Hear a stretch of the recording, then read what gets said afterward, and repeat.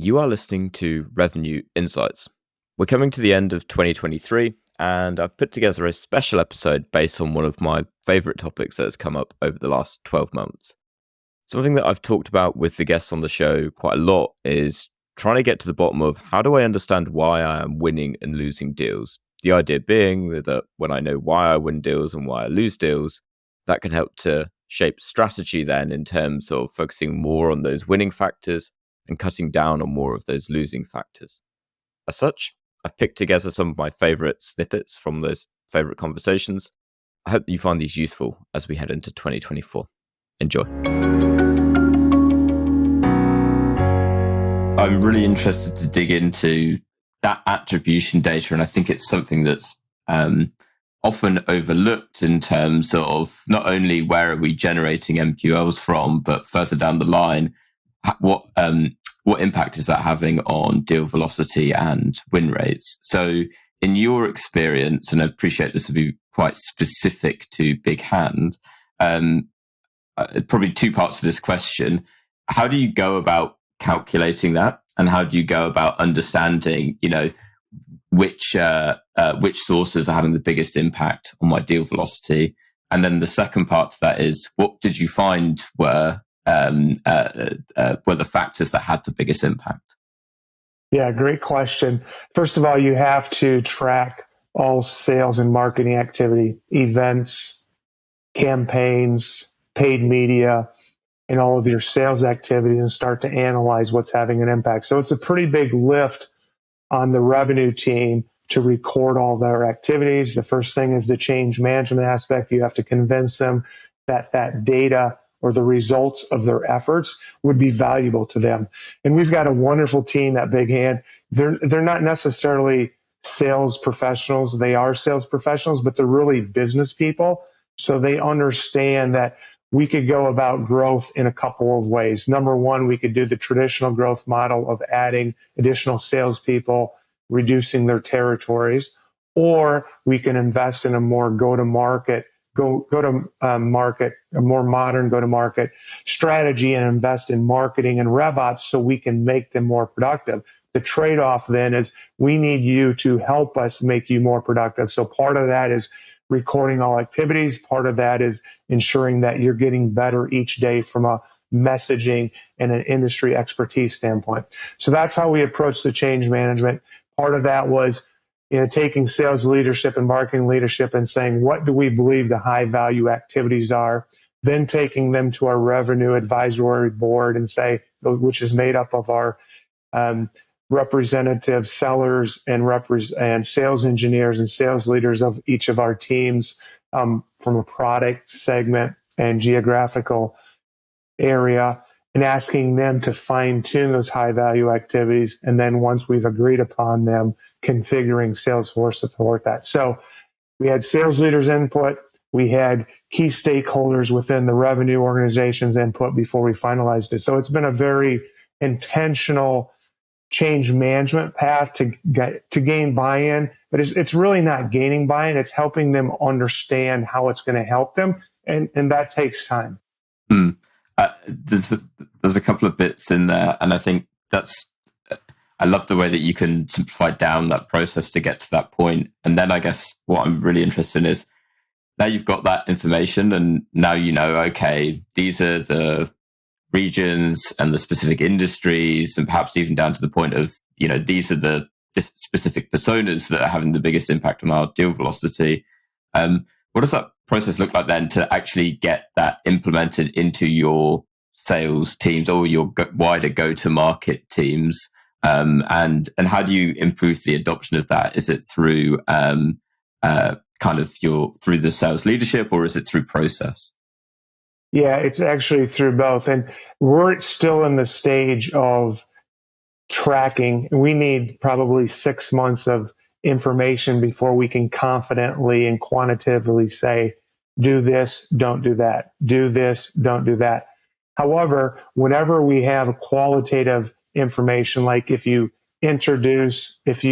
are able to get the chief operating officer into your sales process at this point versus this point, it speeds up your deal velocity by X. qualitatively, we're having that experience and we socialize it in our monthly recognition meeting and we socialize it in our weekly team meetings. However, we want to get to a point where we can support that qualitative experience with a quantitative approach. But we've just started the data collection process, Lee, and we're 6 months out from being able to have enough data to be able to quantitatively do that. But we celebrate the successes.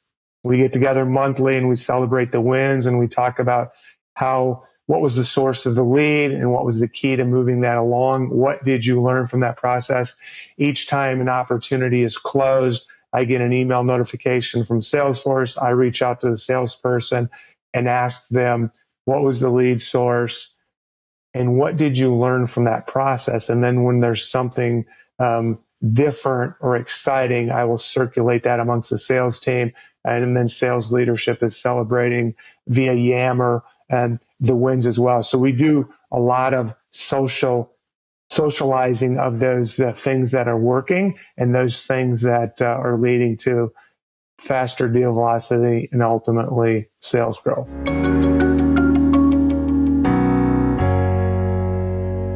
And then I think at the field level, as where we started, it's then being able to provide those same sort of actionable insights to the field to say, okay, how do I have a great conversation at those critical moments? What does great look like? Provide the content and provide the tools. So we're talking about opportunity management frameworks to help them kind of really install this kind of ecosystem and this operating process.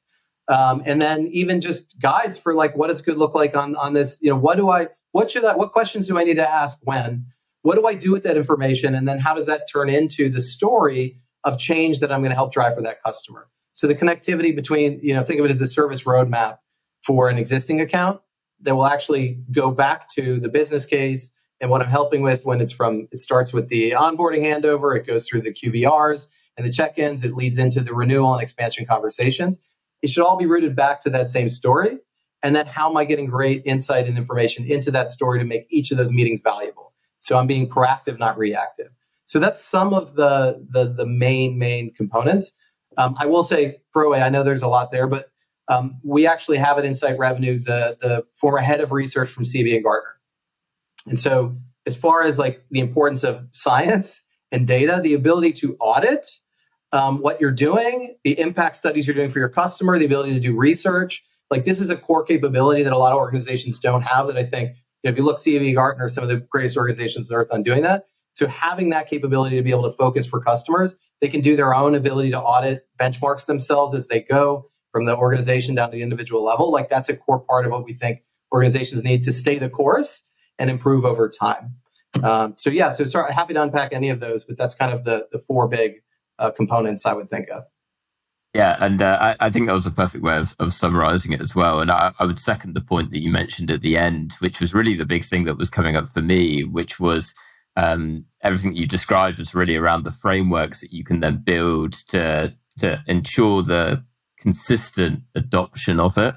And really what all of that stems from was, I think the bit that you mentioned at the end there, which was actually what the insight is, which is we can see that by doing X is delivering result Y on the other end of it. Because that's then around, because for AMs and for reps who you're implementing these changes with, is you want to be showing them this is how, what are they incentivized on? For a rep, it's around, them being able to close more deals, right? Or being able to expand. And it's taking that insight and putting it into their language, which is, regardless of all the business metrics, because, in reality, it's how will this help me to close more? How will it help me to hit my target and hit my own goals? And if you can take that insight and turn it into their language, which is how it gets them from A to B, then it's like, okay, everything else is I can buy into that. I find that often the resistance is, yeah, that all sounds great. And it can be, depending on where your business is, can be complicated, I find, sometimes to build those frameworks. And what you want really, and the most important thing, is to have everyone's belief and buy-in into, I get it. Like, I know why we're doing this. I'm on this journey together to really see the results at the end of it. Yeah, and what you're describing is what everyone wants to feel like everyone uses the term partnership too liberally. Like, Are we a partner? Are we a vendor? Are we a supplier? Like, what everyone wants to be a partner, right? Or a trusted advisor. And I think that's how you do it. Like, if you can show that I've helped many more people do exactly what you're trying to do and successfully, that's the kind of partnership I want. So guide me, be prescriptive, like steer me along the way, make sure I don't make the same mistakes others have made, versus like, oh, well, like I'm an expert on my product and I can teach you how to use it. And by the way, like I can talk to you about utilization to make sure that you spend all the credits that you're using all your licenses, right? Like we want like these kind of vanity things, like that's not really helpful. And that's why we want people to show up for the calls. We want people to pick up the phone and call you, whether you're a salesperson or someone in CS. And then you've got something valuable to share with them. And I think that's the core to it. And providing tools, training, templates, and ultimately content is how you make this really easy for folks. Versus just what you can't do is just train them and then ask them to do something aspirational and then not really show them like the steps along that yellow brick road. You touched on what I think is a really important part there, which is it's having that data and insight to begin with to know where to then build everything else, having the tools and frameworks that come next. So you kind of mentioned the audit there, but could you elaborate a bit more on what that audit looks like and what you're looking to find and really where you're looking for the leakage in the pipeline there? Yeah, and this is great. I know you don't want me to talk about EBSTA, but this is where actually, and we're definitely excited to be, partnering with EBSTA to really look at like a combination of how you do qualitative and quantitative data analysis to really audit a go-to-market for an organization. So for us, it really starts at looking at the full life cycle of the customer and being able to understand, like what's working and not working so that you can identify best practices and scale them. And also you can identify breakdowns and blockages. And I think the data that you guys provide to your customers is fantastic. And then it's, what else would you need to be able to actually arm yourself as an organization to drive change?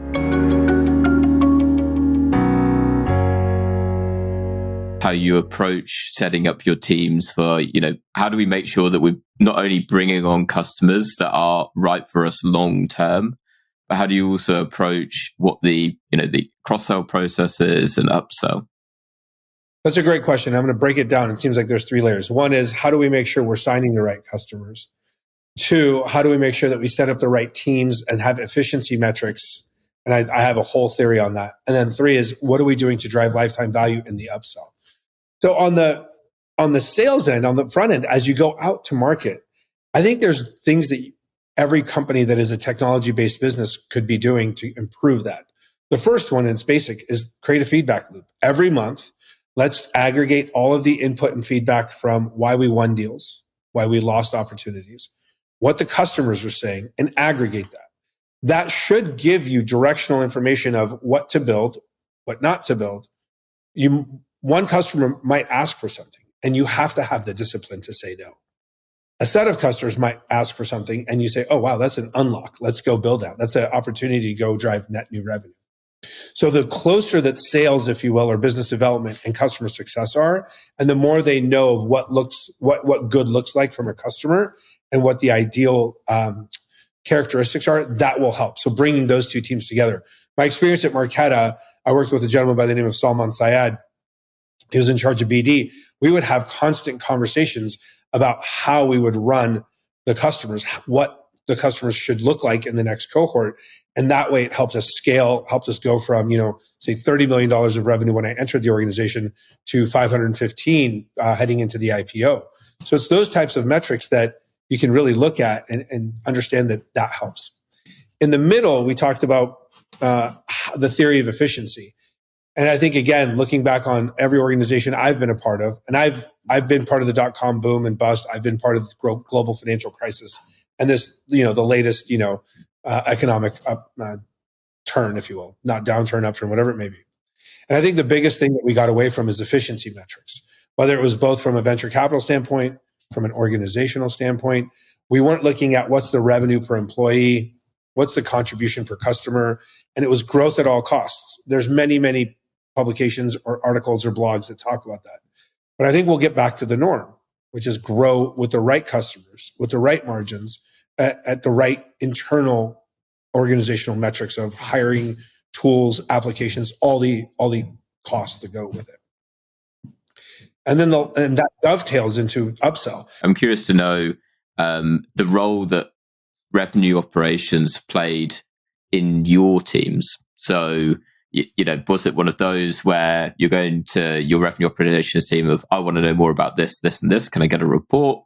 Or are they more integrated into the strategy? Just curious to know what your kind of outlook is on their role in the go-to-market function. In the go-to-market function, that's a great question. That's a really good question. I think across all three organizations that I'll name, Orem, Marqeta, and Genesis, when you're trying to figure out either your hyper growth moment like Marqeta was of how do we 10x the business, or a company like Genesis, which was in the loan origination business, or even Orem, which is in the money movement, it's a matter of three things. One is three vectors or elevations. One is being an advocate and being naturally curious about building out a go-to-market execution plan by understanding verticals, understanding who the players are in those verticals, what the competitive advantages of the company you work for versus the market. Are there incumbents? And then really distilling that down and saying, if we went and won this vertical, does that align with our margin? Does that align with our end goals of how we're building our finances? That's at the first elevation. The second is, how are we building the team out and scaling? So they should be the person that's almost like the analogous to FP&A that's building customer or sales forecasts. They should be the ones building human forecasts of saying, if we have 10 salespeople, this is what we can expect them to close per quarter. Hence, this is what our goal should be for the year. And if they build that across the organization for sales, partnerships, and customer success, they're assisting not only the CRO, but also the executive team to have a clear understanding of what the capacity is. And third is making sure that all the trains run on time, the reports are out, running the pipeline report, making sure that everyone's aware of what opportunities are coming down the pipe, what opportunities are straight in the middle of the fairway where they can be implemented no matter what requires a little bit of a custom build. And they should be the ones raising the red or yellow flag and saying, hey, we have a really unique opportunity. They're really outside of our scope. Let me go talk to product and engineering and solutions engineering and see if we want to do this. They shouldn't be saying yes to everything. They should be really thinking holistically about the organization so that we can attain the efficiency metrics. And I think both at Orem and at Marqeta, we did that through a very, very distinct pattern of cycles of planning, execution, and day-to-day operations.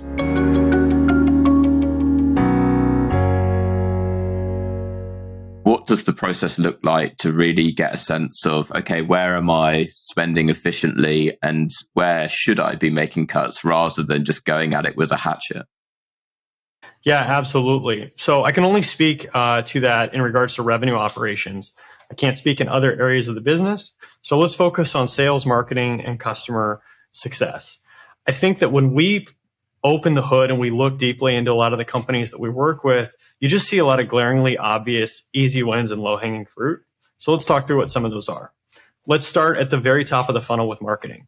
If you have an MQL goal and you're focused solely on lead generation and or your systems are not connected from marketing to Salesforce and you can't see all the way through to revenue, that's just an obvious gap.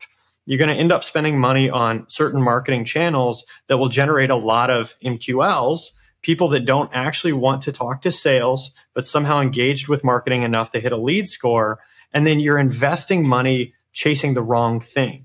Rather than looking at each one of these individual channels and understanding how do these people go into pipeline and then actually closed one. And then if you want to go further, look at the lifetime value of a customer. And most of the time we see organizations don't have the data to do this. If they do, they oftentimes have the wrong incentives in place to incent marketing to focus on the right thing. And we even talk to marketers that understand this and want to do this, but they have a CEO that maybe doesn't understand marketing and is pushing them in the wrong direction. That's marketing. Let's now talk about outbound lead generation, right?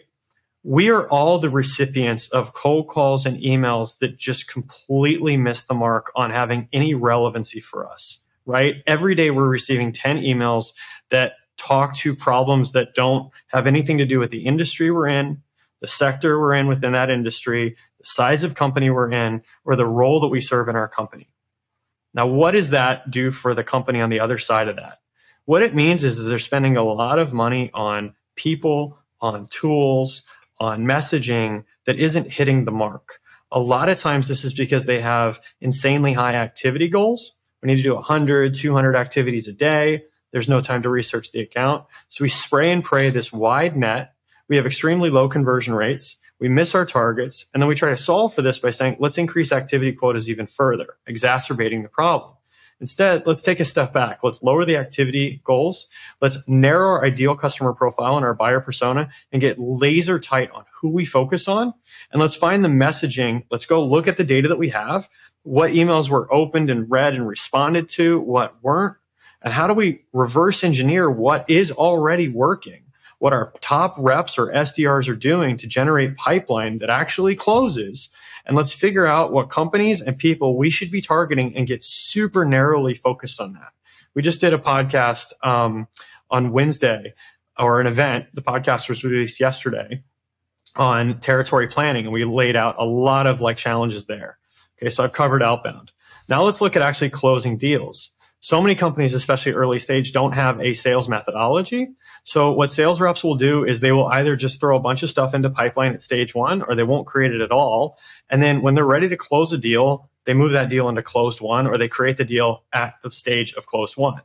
This means two things. You have absolutely no ability to see any visibility into your pipeline. So that means that the sales leader is getting the team together and they're just going around the horn and saying, tell me what you're working on, tell me what you're working on, tell me what you're working on. That is a gross inefficiency of time. You have your most expensive employees all sitting in a room together, accomplishing very little. It makes it much more difficult for the sales leader to actually coach reps on how to get better. And it makes it more difficult for the sales reps to retain information and understand what they need to do to follow a process, especially junior folks and or folks that are new to the organization.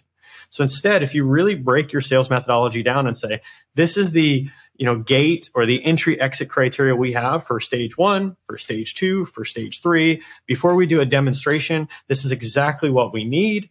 We have all of the information inside of Salesforce, so it's staring you right in the face when you go to update your deal.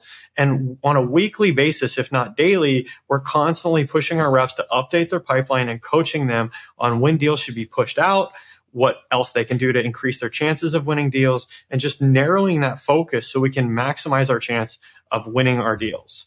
Then let's take it a step further and talk about customer success. Customer success is woefully neglected. When we talk about RevOps, we're lucky if we can get people on board with the idea that it's not just sales, it's also marketing. Rarely do I see companies encapsulating customer success into how they think about revenue operations as well as revenue leadership. Look at how many CROs are actually covering all of sales, marketing, and customer success. It's very rare. And these are the easiest people for us to sell to.